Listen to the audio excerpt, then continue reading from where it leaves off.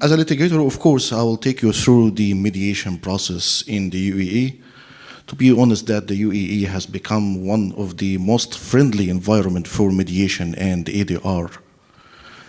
Recently, there is a lot of laws and regulations organizing the process of the mediation in the UAE, as we consider it a pre-litigation process or pre-arbitration process. So if we say that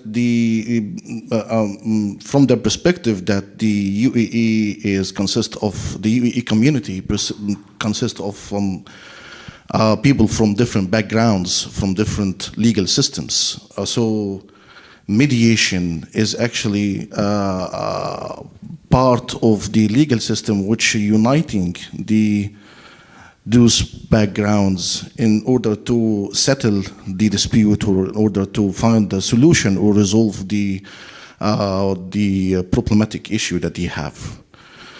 So if we saying the mediation process has become mandatory in some certain cases in the UAE, I have to mention that there is a recent law have been issued in the UAE, Federal Law number 40 of the year 2023 concerning the mediation and conciliation in the UAE. For that law, the law is actually mandating the parties to go for the mediation process prior to filing the litigation cases. This law is actually concerning the federal courts, such as the Charge Courts, Fujairah,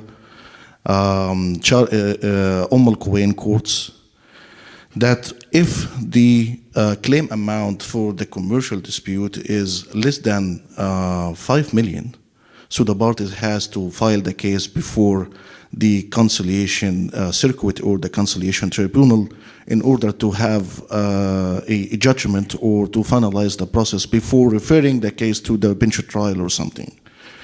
So this process, we can consider it as a mandatory mediation before filing the litigation case in the normal court. Of course, there is a lot of conditions and there is a lot of aspects for that and requirements for the person who is dealing with the mediation.